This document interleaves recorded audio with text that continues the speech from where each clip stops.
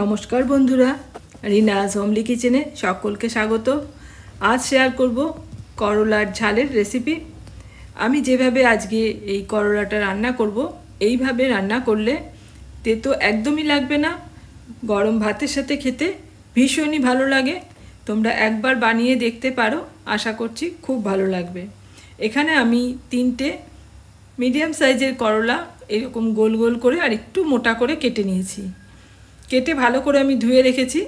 আর এখানে নিয়েছি 1 চামচ সাদা সর্ষে, 1 চামচ কালো সর্ষে, 1 চামচ পোস্ত আর একটা কাঁচা লঙ্কা।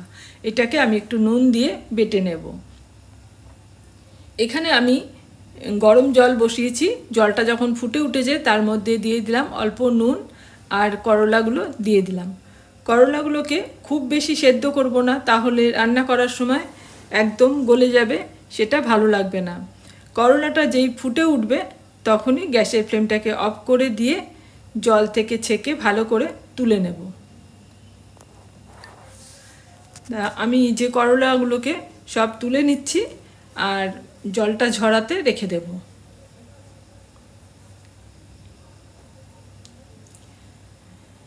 এবার এদিকে আমি একটা কড়াই গরম করে দিয়ে দিচ্ছি বেশ কিছুটা সরষের তেল। তেলটাকে খুব ভালো করে প্রথমে গরম করে নেব। এবার তেল গরম হয়ে গেলে এর মধ্যে দিলাম একটা শুকনো লঙ্কা আর দিলাম কালো জিরে। এবার ফোড়নটাকে একটু ভেজে নিলাম। ফোড়নটা ভাজা হয়ে গেলে সেদ্ধ করে রাখা করলাটা দিয়ে দিলাম। একটু নাড়াচাড়া করে নেব প্রথমে তেলের মধ্যে করলাগুলোকে। গ্যাসের ফ্লেমটাকে হাইতে রেখে দিয়েছি।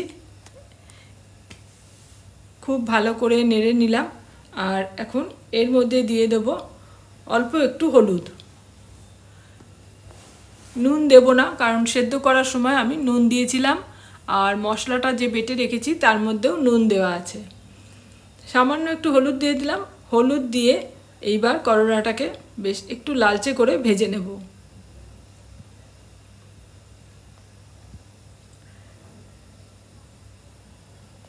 দু থেকে 3 মিনিট আমি ভালো করে করলাটাকে হাই ফ্লেমে নেড়েচেড়ে ভেজে নিলাম। এবার পেটে রাখা যে মশলাটা আছে সেটা আমি দিয়ে দেব।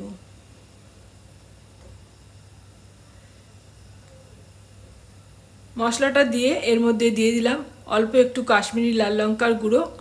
এটা কালারের জন্য দিলাম, তোমরা না চাইলে নাও দিতে পারো। দিলাম আবারও 1/2 চামচ হলুদের গুঁড়ো আর দিলাম পরিমাণ মতন নুন।